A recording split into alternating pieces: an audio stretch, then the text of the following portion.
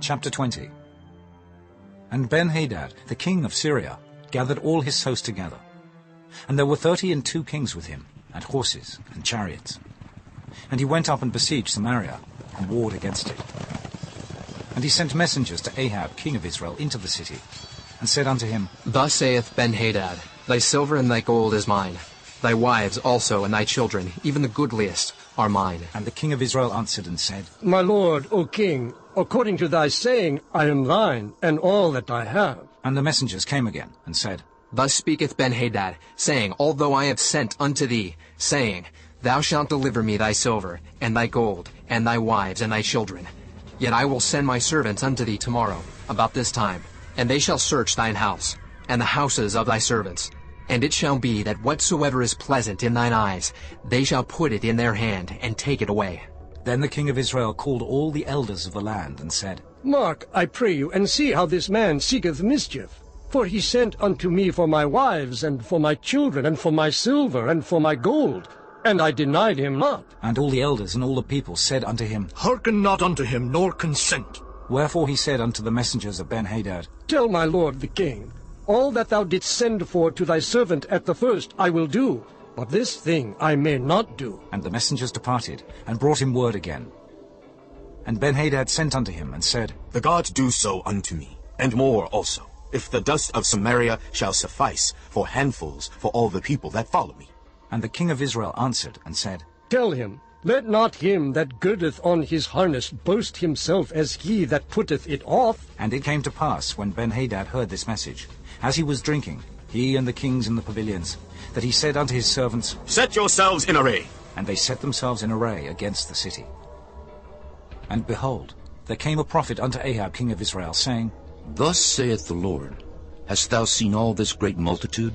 Behold, I will deliver it into thine hand this day, and thou shalt know that I am the Lord. And Ahab said, By whom? And he said, Thus saith the Lord, even by the young men of the princes of the provinces. Then he said, Who shall order the battle? And he answered, Thou. Then he numbered the young men of the princes of the provinces, and they were 232.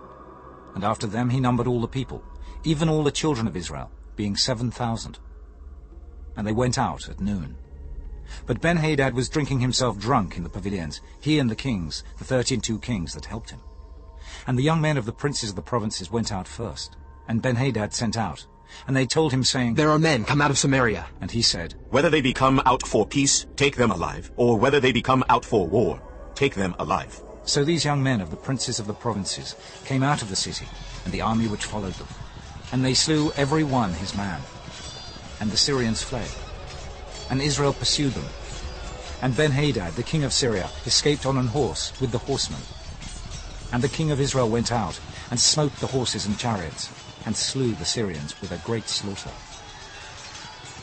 And the prophet came to the king of Israel, and said unto him, Go, strengthen thyself, and mark, and see what thou doest.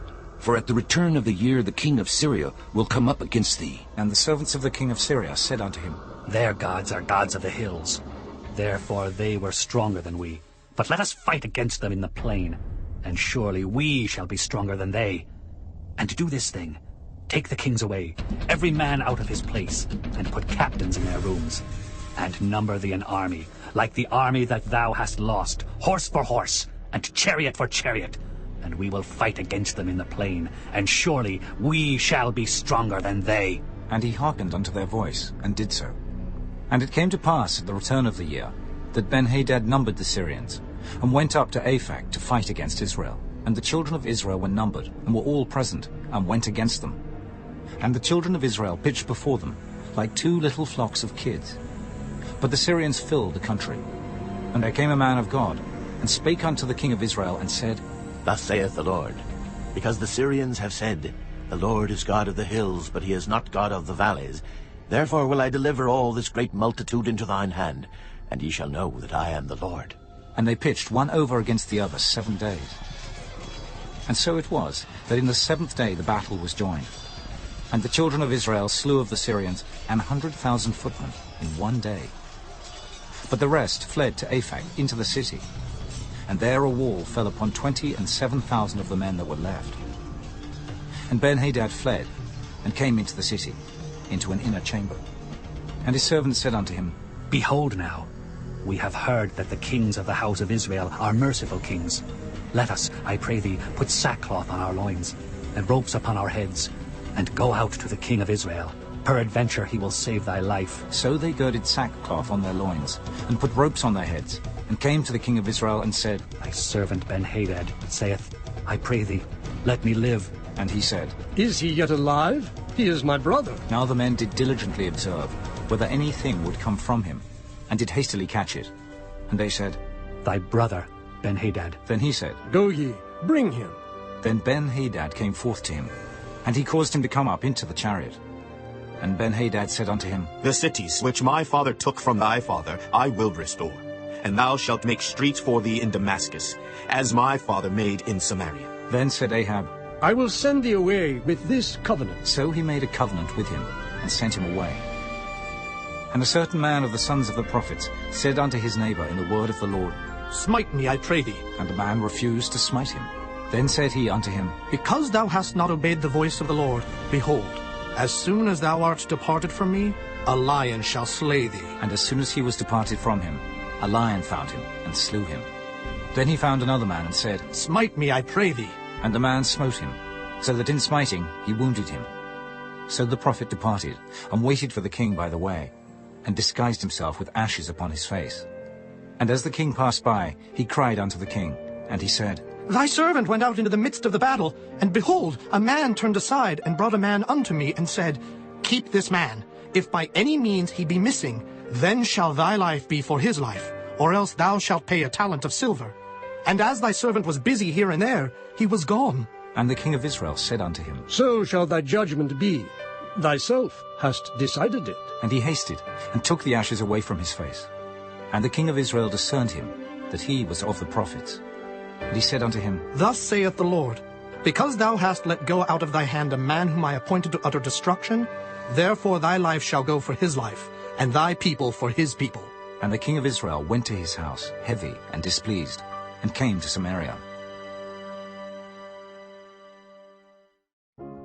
Chapter 21. And it came to pass after these things, that Naboth the Jezreelite had a vineyard, which was in Jezreel, hard by the palace of Ahab king of Samaria. And Ahab spake unto Naboth, saying, Give me thy vineyard, that I may have it for a garden of herbs, because it is near unto my house. And I will give thee for it a better vineyard than it. Or, if it seem good to thee, I will give thee the worth of it in money. And Naboth said to Ahab, The Lord forbid it me, that I should give the inheritance of my fathers unto thee. And Ahab came into his house heavy and displeased, because of the word which Naboth the Jezreelite had spoken to him. For he had said, I will not give thee the inheritance of my fathers. And he laid him down upon his bed, and turned away his face, and would eat no bread. But Jezebel his wife came to him, and said unto him, Why is thy spirit so sad, that thou eatest no bread? And he said unto her, Because I spake unto Naboth the Jezreelite, and said unto him, Give me thy vineyard for money, or else, if it please thee, I will give thee another vineyard for it. And he answered, I will not give thee my vineyard. And Jezebel his wife said unto him, Dost thou now govern the kingdom of Israel?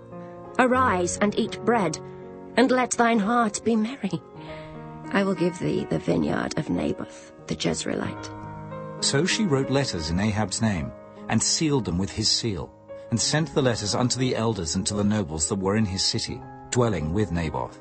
And she wrote in the letters, saying, Proclaim a fast, and set Naboth on high among the people.